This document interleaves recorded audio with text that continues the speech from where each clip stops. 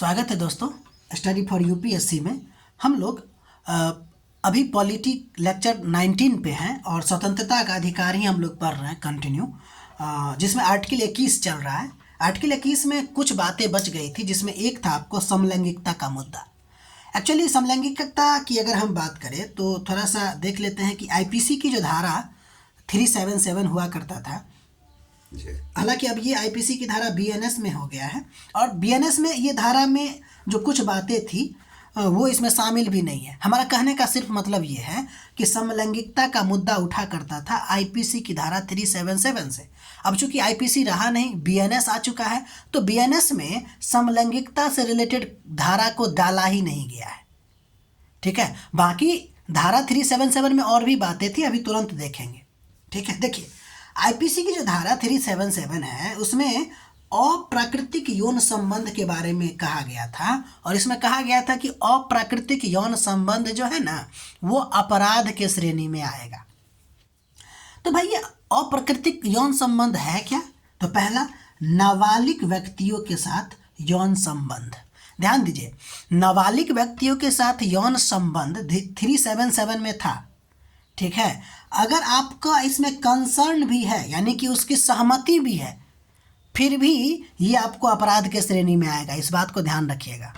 ठीक है, इसके अलावा पशु के साथ यौन संबंध और साथ ही साथ समान लिंग के व्यक्तियों के साथ यौन संबंध, ये आपको एक्चुअली में समलैंगिकता है। तो ये वाला पोर्शन को अब बीएनएस में नहीं डाला गया है। बाकी ये दोनों अलग अलग कानून में बहुत मजबूत कानून है भाई। पॉस्को एक्ट सुने होंगे आप, ठीक है ना। तो बीएनएस में अब इसको नहीं रखा गया है, तो इसके पीछे क्या कारण है उसको हम लोग देखेंगे। तो अब आप समझे ना 21 और समलैंगिकता का मुद्दा। तो 21 का हमेशा आपको धारा 377 के साथ क्या होता रहता था, विरोध होता रहता था। तो अब हम लोग समलैंगिकता के बारे में पढ़ते हैं। अब देखिए, नाज फाउंडेशन केस 2009 में आईपीसी की धारा में जो समलैंगिकता वाला पार्ट था ना, उसको चुनौती दे दिया गया। ठीक है, दिल्ली हाईकोर्ट का निर्णय आया कि भाई देखिए, धारा 377 जो है ना का यह भाग जो समलैंगिकता से जुड़ा हुआ है वो अवैध है भाई, वैध नहीं है। तो ये मुद्दा बहुत ज़्यादा गर्म हो चुका था, गर्म हो गया। अब सुरेश कौशल केस हुआ, यानी कि इसके बातों को चैलेंज किया गया सुप्रीम कोर्ट में। सुप्रीम कोर्ट ने दिल्ली हाई कोर्ट के निर्णय को क्या कहा कि यह गलत निर्णय है और उसको पुनः प्रावधान को वापस कर दिया। ठीक, फिर आपको अच्छा, ये पुनः प्रावधान को वापस क्यों किया, ये आप सोच सकते हैं। सोचने की बात यह है कि जब ये इन्होंने कहा तो एक्चुअली हमारे यहाँ जो है ना procedure established by the law है और उसमें आपको लॉ लिखा हुआ है। तो सुप्रीम कोर्ट ने कहा कि भाई आप किस आधार पे इसको कर दिए, क्योंकि संविधान में तो ऐसी बातें हैं और आप इसको अथी कर रहे हैं, घोषित कर रहे हैं गलत, तो इसीलिए आपको इसको हटा दिया गया। मतलब कि इसके बातों को गलत साबित कर दिया। बाकी और भी बहुत सारी बातें हो सकती हैं। फिर आपको नवजोत सिंह जौहर केस आपको 2018 में सुप्रीम कोर्ट ने फिर से अपने निर्णय को पलट देते हुए कहा कि समलैंगिकता जो है ना वह गैर आपराधिक कृत्य है। भाई ये अपराध के श्रेणी में नहीं आना चाहिए। ठीक, तो अब एक बात समझ गए कि समलैंगिकता से रिलेटेड प्रावधान अब अपराध है ही नहीं, ये बात खत्म। अब समलैंगिकता को अपराध क्यों नहीं होना चाहिए अगर आपसे कोई पूछा जाएगा, क्योंकि हमारा समाज बहुत अभी कहे तो उतना प्रोग्रेसिव समाज नहीं है ना, ये सब बात नहीं समझेंगे।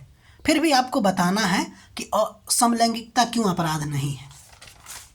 तो देखिए, उसके पीछे तर्क, पहला नंबर तो हम लोग संविधान से चलने वाले लोग हैं तो संवैधानिक तर्क ही देंगे। आर्टिकल 19 आप जानते हैं, इसमें बहुत सारी बातें हैं, जैसे जीवन की बातें कही गई है, स्वतंत्रता की बातें कही गई, गर्मा से रिलेटेड बातें हैं, निजता है, पहचान से रिलेटेड बातें हैं इसमें। और अगर हम समलैंगिकता को देखें तो ये व्यक्ति का नेचुरल पहचान है ना, आइडेंटिफिकेशन है। व्यक्ति की निजता की भी बात होती है ना, हम किसके साथ संबंध बनाए न बनाए। इसके अलावा ये व्यक्ति की अपनी व्यक्तिगत स्वतंत्रता भी तो है, पर्सनल लाइफ है, पर्सनल लिबर्टी है, और साथ ही साथ ये व्यक्ति की गरिमा से जुड़ा हुआ चीज़ भी है। तो अगर इसको हम अपराध घोषित करते हैं तो ये है अनुच्छेद 21 का सीधा सीधा उल्लंघन होगा। ठीक, वैज्ञानिक तर्क देते हैं WHO या आधुनिक विज्ञान के अनुसार अब समलैंगिकता को कोई बीमारी नहीं माना गया है। यह कहा गया है यह अप्राकृतिक भी नहीं है। आप देखिएगा कि पशु जगत में भी आपको समलैंगिक व्यवहार देखने को मिलती है, तो यह अप्राकृतिक कैसे हो सकती है? इसका मतलब है कि यह आपको प्राकृतिक है, क्योंकि हम पशुओं से तो ये नहीं ना कह सकते कि पशु भी चलो मनुष्य की तरह गलती करने वाला हो गया। नहीं, ऐसा नहीं होता है। पशु बहुत ही सभ्य माने जाते हैं हम इंसानों के मामले में। इसीलिए अगर पशु जगत में समलैंगिकता होती है तो मनुष्य में हो रहा है तो क्या दिक्कत है? समझ में आ रही बात? अगर आपको एग्जाम्पल देखना है तो आप पेंगुइन में देख सकते हैं, और भी बहुत सारा एनिमल में आप देख सकते हैं। इसके अलावा पुट्टास्वामी केस हुआ था, इससे पहले आपको हम बता चुके हैं। बहुत ही डिटेल में हर चीज़ हम चल रहे हैं, बताने की कोशिश कर रहे हैं। आप लोग नोट बनाते रहिए, रिवीजन करते रहिए, इससे बेहतरीन कुछ नहीं कहीं नहीं मिलने वाला है। ठीक है, पुट्टास्वामी केस में अगर हम कहें तो निजता को मौलिक अधिकार माना गया है, आप जानते ही हैं। यानी प्राइवेसी, राइट टू प्राइवेसी जो आया वो किस केस के तहत आया? पुट्टास्वामी केस के तहत। और हमारा सेक्सुअल और ओरिएंटेशन यानी कि हमारी यौन अभिमुखता जो है वो किसके तरफ है? ये हमारा निजता मामला है ना, निजता का हिस्सा है। अगर यह निजता का हिस्सा है तो निजता भी तो एक मौलिक अधिकार है। तो इस तरह आप कह सकते हैं कि समलैंगिकता जो है वो अपराध नहीं है। ठीक है, अतः अगर हम कहें कि समलैंगिकता जो है वो आपको प्राकृतिक पहचान है लोगों का, और अगर किसी पहचान को अपराध बनाए तो न तो यह संविधान सम्मत होगा, न ही लोकतांत्रिक, और न ही मानवीय।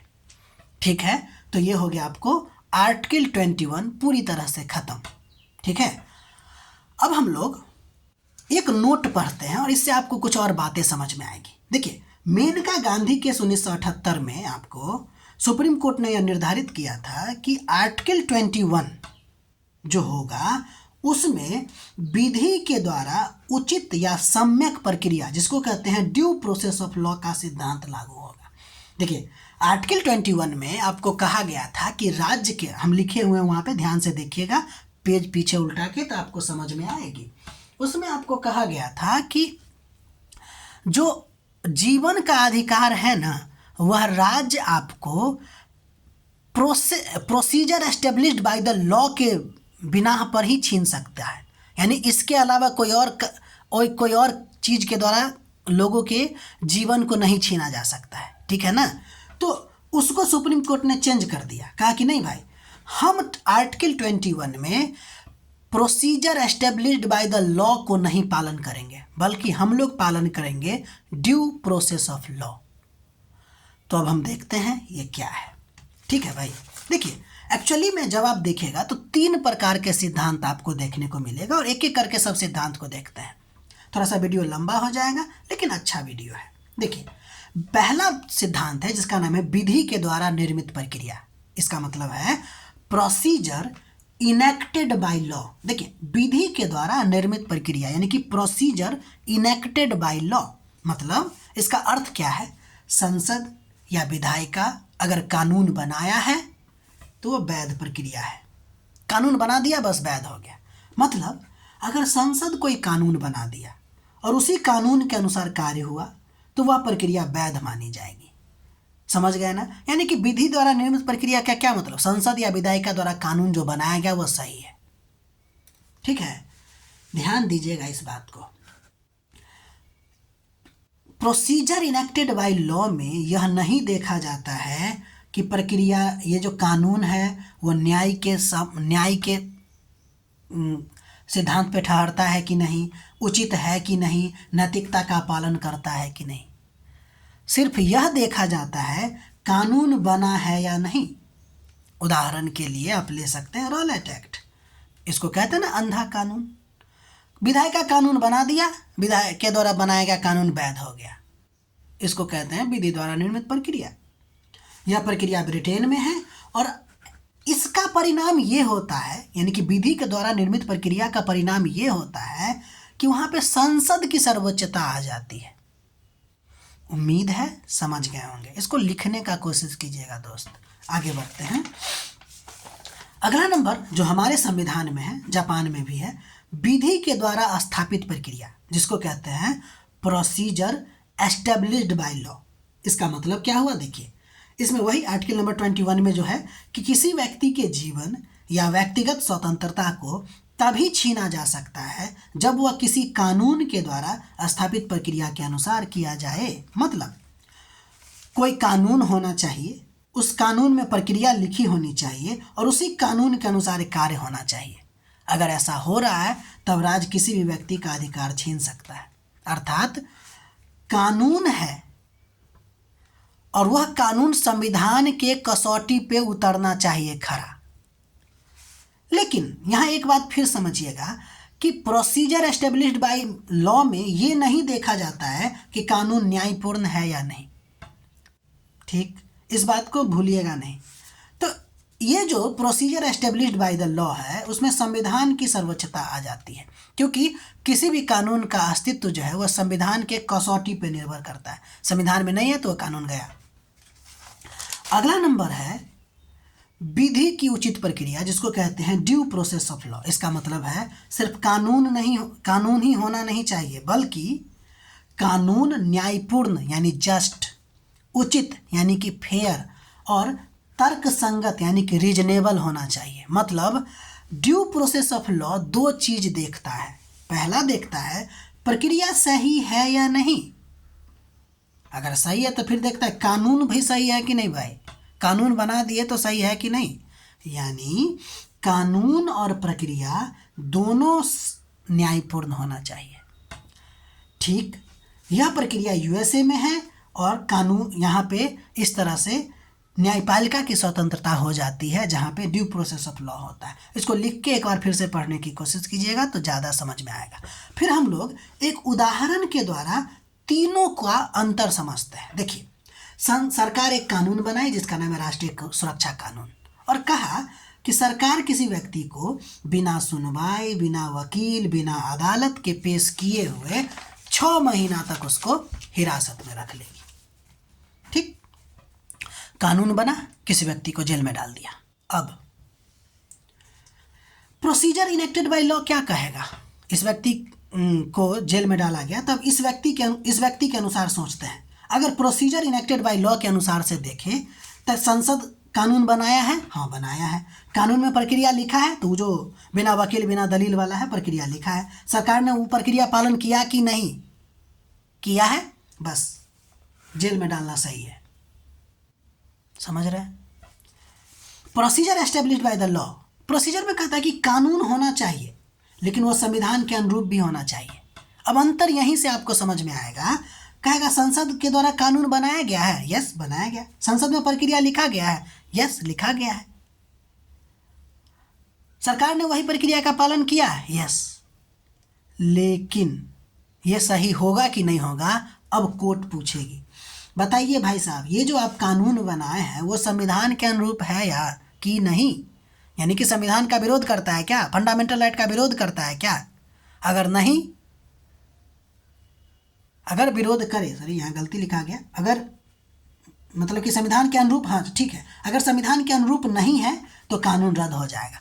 यानी देखिए, procedure established by the law में होता क्या है कि कानून और संविधान में अगर टकराहट हो जाती है तो हमको संविधान को ऊपर रखना पड़ जाता है। ठीक, अब procedure due process of law मतलब कोर्ट पूछेगी भाई ये जो कानून बना दिए हैं कानून न्यायपूर्ण है कि नहीं। प्रोसीजर तो बाद की बात है, पहले किसी को जेल में तो बाद में रखिएगा, पहले ये बताइए कि कानून सही है कि नहीं। अगर कानून सही नहीं तो शुरू में कानून गया, खत्म। ठीक है, समझ में आ रही बात? तो ड्यू प्रोसेस ऑफ लॉ के द्वारा आर्टिकल नंबर 21 को देखा जाता है और आज के समय में ये ज़्यादा उचित है, क्योंकि हमारे यहाँ कुछ और भी बातें थी और वो क्या बातें थी वो हम आगे बताएंगे आपको कि procedure established by the law क्यों अपनाया गया था। तो सिर्फ आर्टिकल नंबर 21 के लिए ही है due process of law, procedure established by the law बाकी के लिए है। ठीक है, तो उम्मीद है आप इस एक उदाहरण से समझ गए होंगे दोस्त। अगर नहीं समझे तो एक बार फिर से आप इसको देखिए और अगर फिर नहीं समझ में आया तो यूट्यूब पे बहुत सारा वीडियो है, आप वहाँ से देखने की कोशिश कीजिएगा। लेकिन होना ये चाहिए कि आपको समझ में आ जाना चाहिए, चाहे आप कहीं से भी देखें। ठीक है, बाकी नोट बना लीजिए। अगर आपको हमारा प्रयास अच्छा लग रहा है तो लाइक कीजिए, शेयर कीजिए, सब्सक्राइब कीजिए। मिलते हैं अगले वीडियो में।